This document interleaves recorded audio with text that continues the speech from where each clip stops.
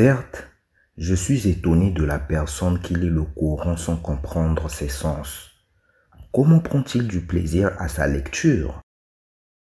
Alhamdulillahi Rabbil Alamin Wassalatu wassalamu ala Rasulillahi sallallahu alayhi wa sallam.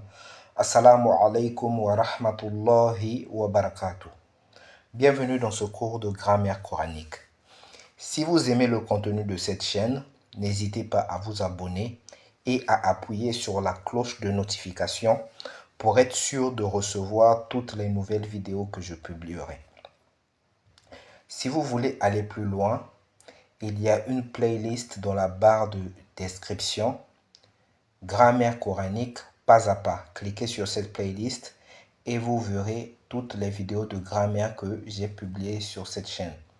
Pour rappel, il est nécessaire pour comprendre les notions que nous allons tout à l'heure expliquer, de voir les cours de grammaire précédents pour comprendre ce que nous allons expliquer tout à l'heure.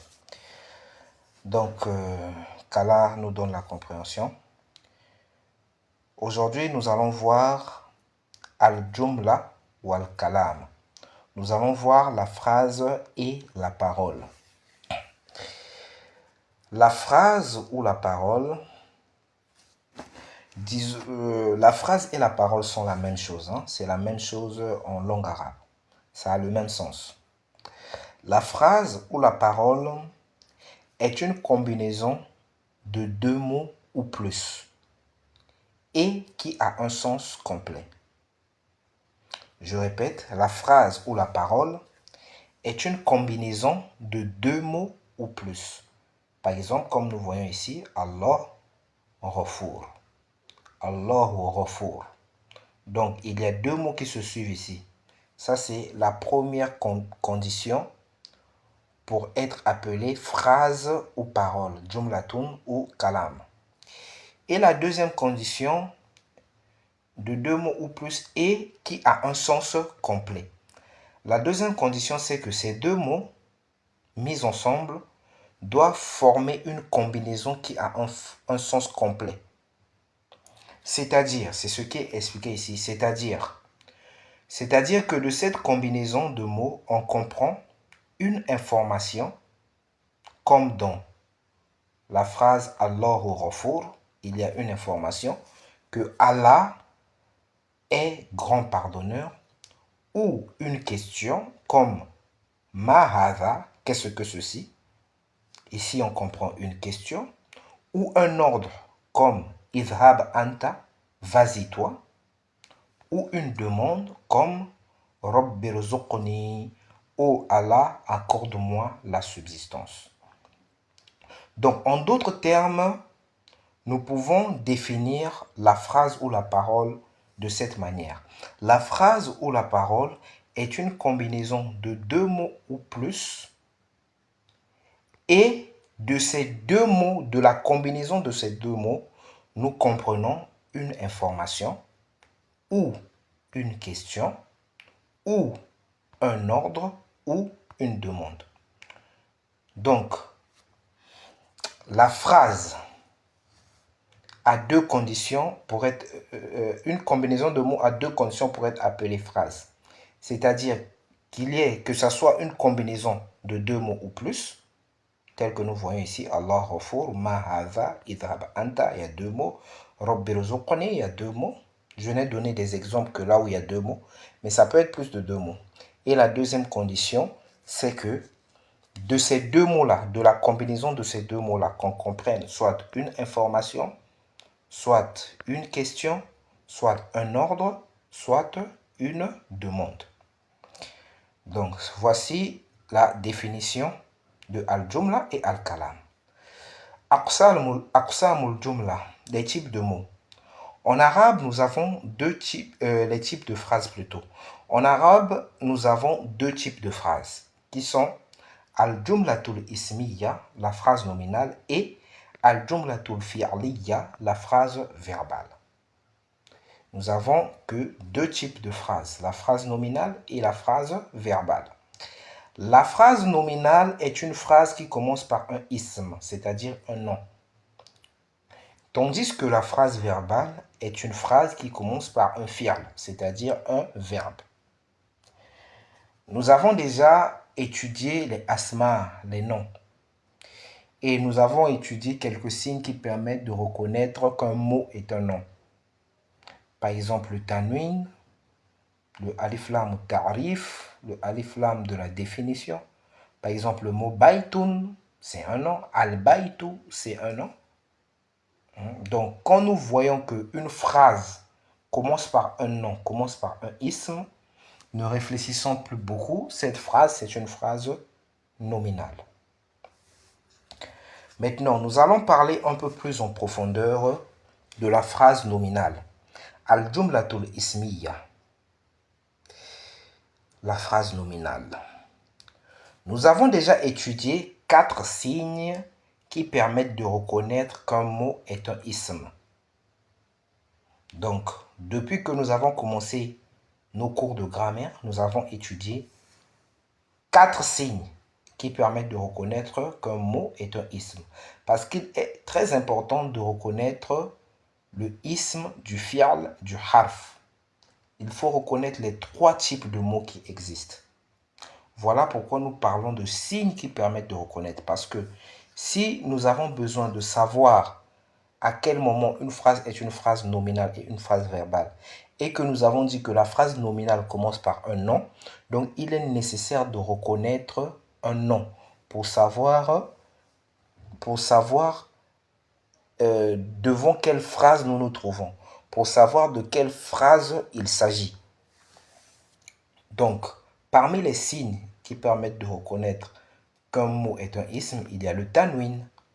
Le tanwin que nous avons étudié, un, in, an. Il y a le mot portant un alif lam. Par exemple, al-baytu, al-masjidu, al-ma'u. Ça, c'est le alif lam, c'est un signe que le mot est un isme. Nous avons le mot majrour. Le mot majrour, nous avons vu qu'un nom peut devenir majrour quand il suit un harf jar. Par exemple, fi baitin, dans une maison. Baitin ici est majrour. Donc le fait qu'il soit majrour, c'est un signe que baitin est un isme. Par exemple, kitabu muhammadin. Le mot muhammadin ici est majrour parce qu'il est mudafun ilay. Kitabu muhammadin, le livre de Muhammad.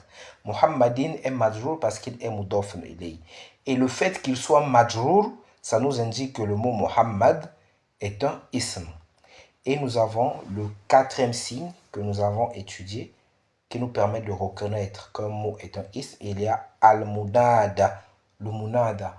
Le munada, c'est le nom qui suit le harf nida, la particule d'interpellation. Par exemple, nous avons vu le harf nida ya. Ya Muhammad, oh Muhammad. Ya Moussa, oh Moussa.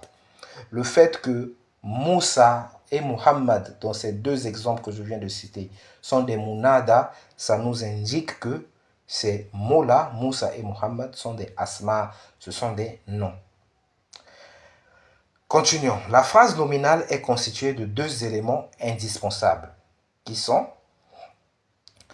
al-mubtada, le nom qui commence la phrase, et al-khobar, l'information. Donc, la phrase nominale est constituée de 2 éléments indispensables, c'est-à-dire 2 éléments qui ne manquent pas.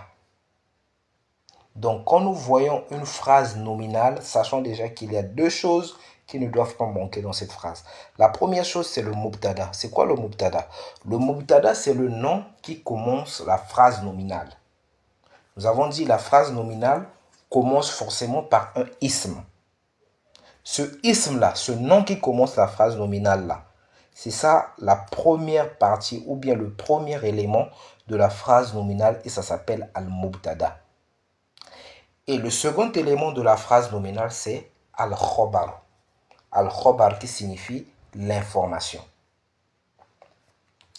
Le mubtada est le nom qui commence la phrase nominale. Nous l'avons dit, le mubtada commence la phrase nominale. Et le khobar est ce qui est dit au sujet du mubtada et qui donne à la phrase un sens complet. Le khobar, c'est l'information qu'on vient donner au sujet du mubtada. C'est ce qui est dit au sujet du mubtada. Par exemple, Kitabu Muhammadin maftuhun. Ici, le mubtada, c'est quoi? Nous avons dit le mubtada, c'est le nom qui commence la phrase nominale. Le nom qui commence la phrase nominale ici, c'est kitab. Maintenant, kitab ici, il est mudaf. Qui dit mudaf dit mudafun ilayh. Voilà pourquoi nous voyons qu'il ne porte ni alif lam ni tanwin. Donc kitab ici est mudaf. Qui dit mudaf dit mudafun ilayh. Bien que le mubtada soit kitab, mais Muhammad ici c'est le complément du mubtada. Parce que le mudaf n'est jamais seul. Qui dit mudaf dit mudafun ilayh. Donc quelque part on peut dire le mubtada, c'est kitab ou Muhammadin, le livre de Muhammad. Si on s'arrêtait là, tout simplement sur Kitab Muhammadin, le livre de Muhammad, on ne peut pas appeler ça jumla, on ne peut pas appeler ça kalam, on ne peut pas appeler cela phrase ou bien parole. Pourquoi? Parce que bien que ce soit deux mots, c'est une composition de deux mots, Kitab et Muhammad, mais cette composition de deux mots n'a pas un sens complet. Parce que on ne tire ni une information, on ne comprend ni une information, ni un ordre, ni une question, ni une demande. Le livre de Muhammad, si par exemple quelqu'un était devant moi, je lui dis simplement le livre de Muhammad. Il me regarderait étonné, il me dirait, mais le livre de Muhammad, quoi? Qu'est-ce qui est arrivé au livre de Muhammad? C'est déchiré, qu'est-ce qui arrive? Donc il y a quelque chose qui manque. Et cette chose qui manque là, c'est le khobar. C'est ce qui doit être dit au sujet du livre de Muhammad et rendre la phrase complète, la phrase compréhensible. Et ici, dans cet exemple, c'est Kitabu Muhammadin maftuhun. Le livre de Muhammad est ouvert. Donc le mot maftuhun ici vient compléter la phrase et lui donner un sens complet. C'est en ce moment-là qu'on parle d'une phrase nominale. Quand il y a le mubtada, le mot qui commence la phrase, et le khobar, l'information, c'est-à-dire ce qui est dit au sujet du mubtada. Maftuhun ici nous informe que le livre de Muhammad est ouvert. Et c'est ce qui est expliqué ici. Cette phrase commence avec le mot kitab. Et le mot kitab est un ism. Ça commence avec un ism. Donc, ceci est une jumlatun ismiya. Vu que la phrase commence par un ism qui est kitab, donc ici on est devant une jumlatun ismiya, une phrase nominale. Le nom qui commence cette phrase nominale est kitab. Donc le nom kitab est le mubtada. Vu que c'est le nom qui commence la phrase, donc ce nom kitab est le mubtada, la première partie ou bien le premier élément d'une phrase nominale. Le nom Muhammad vient compléter le mubtada. Le nom Muhammad ici, Kitab ou Muhammadin, Muhammadin ici vient compléter le mubtada. Parce que le mubtada, il est mudaf. Qui dit mudaf dit mudafun ilayh. Il n'y a pas de mudaf sans mudafun ilayh. Donc Muhammadin ici vient compléter le mubtada qui est Kitab. Si l'on s'arrête à Kitab ou Muhammadin, le livre de Muhammad, la phrase serait incomplète. Si on dit seulement le livre de Muhammad, la phrase est incomplète. C'est même pas une phrase. C'est même pas une jumla. C'est même pas une kalam. Parce que ça ne remplit pas la deuxième condition. Bien qu'il ait une composition de deux mots, mais ça n'a pas de sens complet. Donc on ne peut pas appeler cela phrase. Il faut donc ajouter al-khobar, l'information, qui viendra compléter la phrase et lui donner un sens complet. Et ici, donc, le mot maftuhun est le khobar. C'est le khobar, l'information, qui vient compléter la phrase nominale et lui donner un sens complet. Donc ici, maftuhun vient compléter la phrase et donner à la phrase un sens complet. Dans une phrase nominale, dans la très grande majorité des cas, le mubtada est défini, c'est-à-dire ma'arifatun, tandis que le khabar est indéfini, c'est-à-dire nakiratun. Les noms définis sont de 7 types. Nous en avons déjà appris 5. Donc ici, il est dit que la phrase nominale al-jumlatul ismiya, dans la très grande majorité des cas, la plupart des phrases nominaux que vous allez voir commencent avec un mubtada qui est défini. Le mubtada est défini, tandis que le khabar est indéfini. Nous avons déjà parlé dans une leçon précédente du défini et de l'indéfini. Al-ma'rifa wa nakira. Donc, ici, pour reconnaître les noms qui sont définis, nous avons 7 types de noms définis en langue arabe. Mais jusqu'à présent, nous en avons appris déjà 5. Il y a 2 types de noms définis que nous n'avons pas encore appris. Donc, ces 5 types de noms définis-là que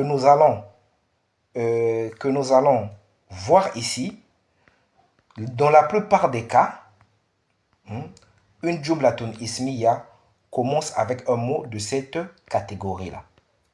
Il y a, parmi les noms définis, il y a ismul ishara, le nom démonstratif. Hadha, hadhihi, dhalika, tilka, ce sont des noms définis. Parce que quand on dit hadha, ceci, on parle d'une chose claire, d'une chose définie. Ce n'est pas d'une chose indéfinie. C'est d'une chose claire. Quand on dit ceci, tout le monde sait de quoi on parle. C'est défini. Par exemple, le deuxième type de nom défini, c'est al-mu'arrafu bi-al. C'est-à-dire le nom qui est défini avec la particule al. Par exemple, al-baytu, la maison. Quand on dit la maison, c'est-à-dire on parle d'une maison spécifique. Si on parle d'une maison spécifique, la maison, la voiture, as-sayara, al-bayt, al-masjid. Et il y a al-alam, le nom propre. Par exemple, Muhammad, Isa, Moussa, Ibrahim. Le nom propre, ça fait partie des noms qui sont définis. Al-munada, l'interpellé. Le nom qui vient après le harf nida. Ya Moussa, Ya Ibrahim, Ya Talibu, Ya Talib. Le nom qui vient après le harf nida, al-munada, c'est-à-dire l'interpellé. L'interpellé, ça fait partie des noms définis. Al-mudafu ila ma'rifa, le nom annexé à un nom défini. Le nom annexé à un nom défini, c'est-à-dire le mudaf d'un nom défini. Nous venons de le voir ici, par exemple, ce que nous avons vu ici. Kitabu Muhammadin. Kitabu Muhammadin. Muhammad ici, c'est un alam, c'est un nom propre. Et nous avons dit que le nom propre, ça fait partie des noms définis. Le nom propre fait partie des noms définis. Kitabu ici est le mudaf et Muhammad qui est le nom propre est le mudaf ilayh. Donc le mudaf, dans notre cas ici kitab, d'un nom défini, ici Muhammad est défini. Donc ici le mot kitab est défini. Pourquoi? Parce que le mudaf ilayh, son mudaf ilayh ici est défini. Vu que son mudaf ilayh est un nom défini, lui aussi il est défini. Donc le mot kitab ici est ma'rifa. C'est pour ça que nous avons dit que, c'est pour ça que dans notre phrase, dans notre exemple ici, l'exemple que nous avons pris, kitab ou Muhammadin, ça commence avec un mudaf. Donc le mudaf ici, le mot kitab ici, est ma'rifa. Donc ça, ce sont les 5 types de noms définis que nous avons appris jusqu'à présent. Et parmi les noms indéfinis, il y a ceux qui portent le tanwin. Quand nous voyons un nom qui porte un tanwin, dans la majorité des cas, sauf quand il s'agit des noms propres, Il s'agit d'un nom indéfini. Par exemple, nous voyons ici Hava babun. Hava est un ismul ishara, défini, c'est un nom défini. Babun, babun est un nom indéfini, ça porte un tanwin. Al-babu maftuhun, la porte est ouverte. Al-babu est défini, pourquoi? Parce qu'il porte un alif lam. On a dit parmi les non définis, il y a ceux qui portent un alif lam.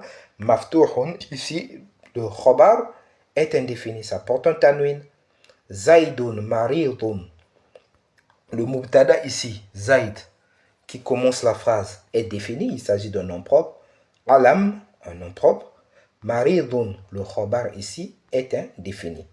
Donc, c'est ce que nous avons dit dans la majorité des cas, quand nous verrons une phrase nominale, le mubtada, c'est-à-dire la phrase, le mot plutôt, qui commence la phrase nominale, est défini. Nous voyons ici, Hava défini, Al-Babu défini, Zaidun défini. Tandis que le khobar est indéfini. C'est ce que nous voyons ici. Babun indéfini, Maftuhun indéfini, Maridun indéfini. Le mubtada est toujours marfu'un. Le mubtada, le nom qui commence la phrase nominale, est toujours marfu'un, c'est-à-dire au cas nominatif. C'est-à-dire il prend une dhamma. Quand il s'agit d'un nom mu'rab, c'est-à-dire d'un nom qui peut changer sa terminaison, il prend une dhamma ou bien une double dhamma, tel que ici nous voyons al-babu est marfu'un, zaidun ici est marfu'un. Al-babu, le signe qu'il est marfu', c'est qu'il se termine avec une dhamma. Zaidun, le signe qu'il est marfu', c'est qu'il se termine avec une double dhamma. Ici hadha aussi est marfu', mais vu que c'est un nom mabni qui ne change jamais de terminaison, il se termine toujours avec une soukoun. Mais nous savons qu'il est marfu' parce qu'il est mubtada et le mubtada est toujours marfu'un. Donc, le mubtada est toujours marfu', c'est-à-dire marfu' au cas nominatif. Il peut être masculin ou féminin. Le mubtada peut être masculin ou féminin, singulier ou pluriel. Il peut être masculin ou féminin, singulier ou pluriel. Mais sachez qu'il est toujours marfu'. Et dans la majorité des cas, il est ma'rifa, défini. Le khobar s'accorde au mubtada en genre, en nombre et en déclinaison. Ça, nous avons un peu parlé de ça dans l'un des cours précédents, que la première partie et la deuxième partie d'une phrase nominale s'accordent en genre, en nombre et en déclinaison. Donc, le khobar est aussi toujours marfu'un.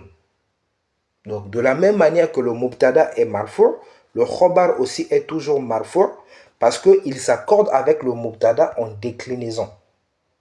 Genre, nombre et déclinaison. Le khobar peut être de trois types. Le khobar peut être de trois types.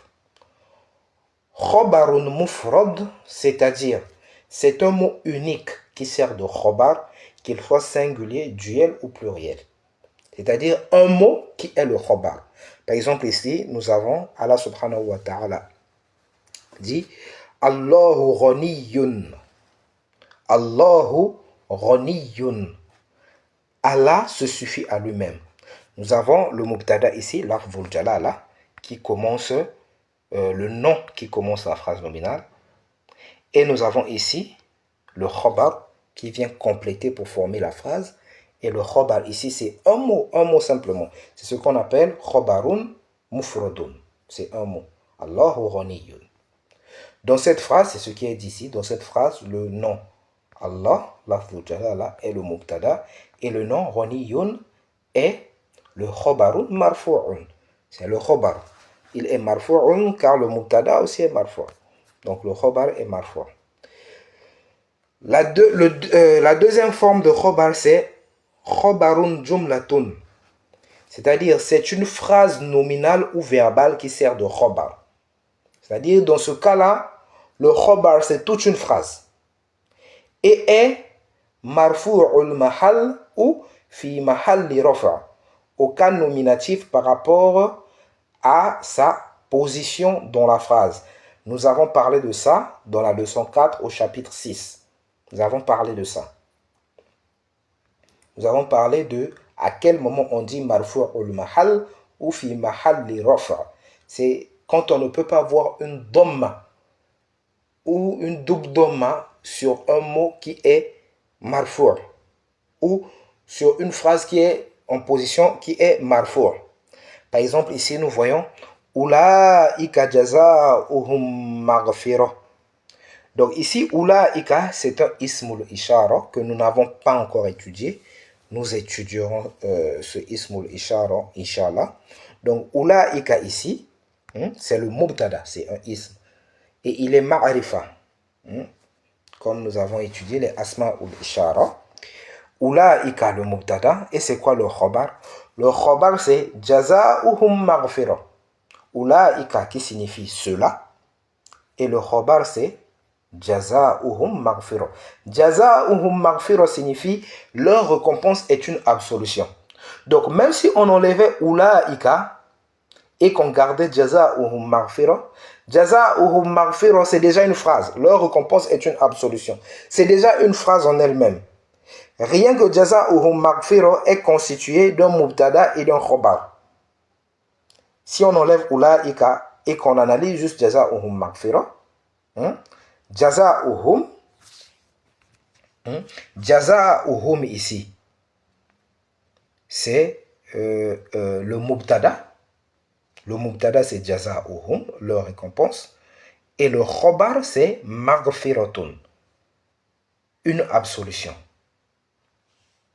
Maintenant, quand on assemble tous les trois mots, on considère tous ces trois mots-là comme une phrase. Le mubtada ici, on a dit, c'est le mot qui commence la phrase nominale, c'est ulaika.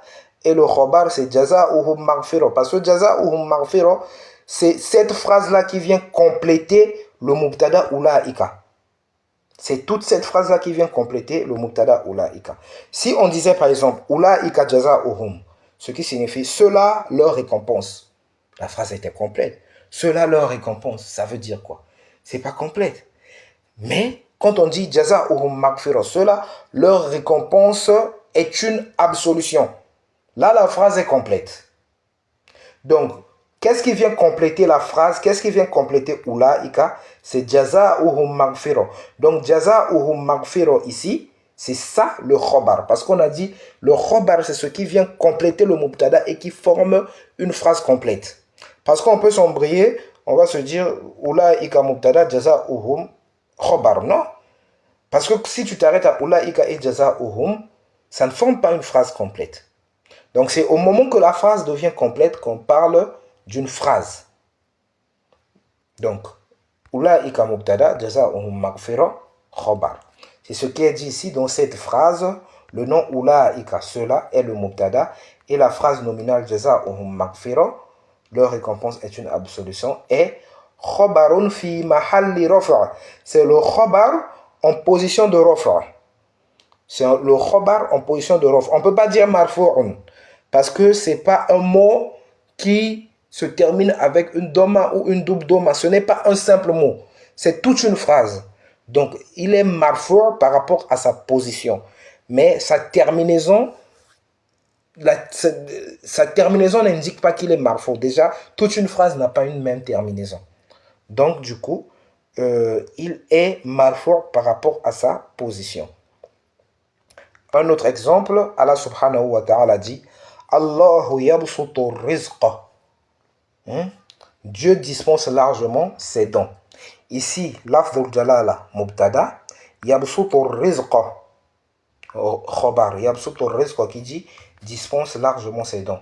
Mais ici, la seconde partie, il s'agit d'une phrase verbale. Parce que yabsutu ici, c'est un verbe. Donc, je ne vais pas m'attarder dessus parce que on n'a pas encore commencé à parler des verbes. Donc, c'est ce qui est expliqué ici. Dans cette phrase, le nom Allah, lafdul jalala, est le mubtada. Et la phrase verbale, yabsutu rizqa, il dispense largement ses dons, est khabarun fi mahalli rafa'. Nous parlerons de la phrase verbale plus tard, inshallah. Donc, le troisième type de khabar, c'est al-khabaru shibhul jumla. C'est-à-dire le khabar qui est une Shibhul Jumla. C'est quoi un Shibhul Jumla? Shibhul Jumla qui signifie la presque phrase. C'est presque une phrase, mais c'est pas une phrase. Le Shibhul Jumla concerne deux éléments.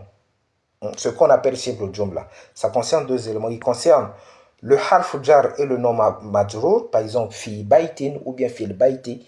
On a le harf jar fi et le ismu majrour, le majrour qui vient après, baitin ou bien al-baiti. Ça, c'est un shibhu jumla. Le harf jar et le nom majrour qui le suit. Ou bien le zorf et le mudafun ilay. Nous avons dit que le zorf, par exemple, tahta al-maktabi. Al-kitab ou tahta al-maktabi. Le livre est sous le bureau. Tahta ici, c'est un zorf al-makan.